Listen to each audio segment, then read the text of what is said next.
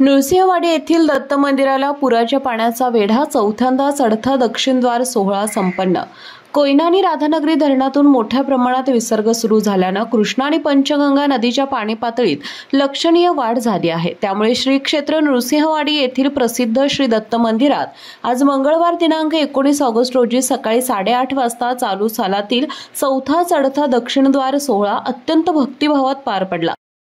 बाळ, फ्रीजमधून श्रीखंड काढ ना। आम्ही पूर्वी घरीच बनवायचो श्रीखंड, त्याची चवच वेगळी होती। आता काय सगळं रेडीमेड।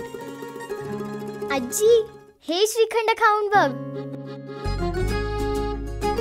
आज तुझ्या आईनं घरीच बनवलं की काय?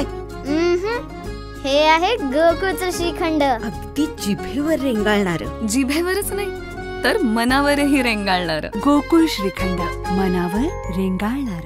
पावसाचा जोर वाढल्याने कृष्णा नदीची पातळी तब्बल 6 फुटांनी वाढली असून नदीचे पाणी मंदिराच्या उत्तर द्वारातून आत प्रवेश करून गाभाऱ्यातील श्रींच्या पवित्र पादुकांना स्पर्श करून दक्षिण द्वारातून बाहेर पडले।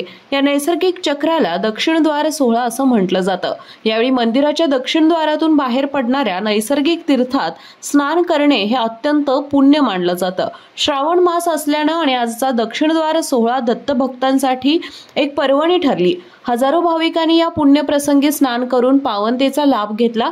भक्तांच्या श्रद्धेनुसार या दिवशी या तीर्थस्थानाने पापांचा नाश होतो आणि पुण्यप्राप्ती होते। नृसिंहवाडी येथील श्री दत्त मंदिर हे पूर्वाभिमुख असून समोरून वाहणारी कृष्णा नदी उत्तर दिशेकडून दक्षिण दिशेकडे वाहत असल्यानं पावसाळ्यात असे अद्वितीय दृश्य निर्माण होते। महाराष्ट्रासह कर्नाटक, आंध्र प्रदेश, गोवा या राज्यातील लाखो दत्त भक्त दरवर्षी येथे हजेरी लावतात। महापुराची परिस्थिती निर्माण झाल्यानं दत्त देवस्थान समितीच्या वतीनं मंदिर परिसरात बंदोबस्त तैनात करण्यात आला आहे। तसेच भाविकांनी मंदिर परिसरात येताना काळजी घ्यावी असं आवाहनही करण्यात आले। केके न्यूज साठी शिरोळ प्रतिनिधी कुणाल कांबळे। अशाच नवनवीन अपडेट पाहण्यासाठी आमच्या केके न्यूज चॅनेलला सबस्क्राइब करा।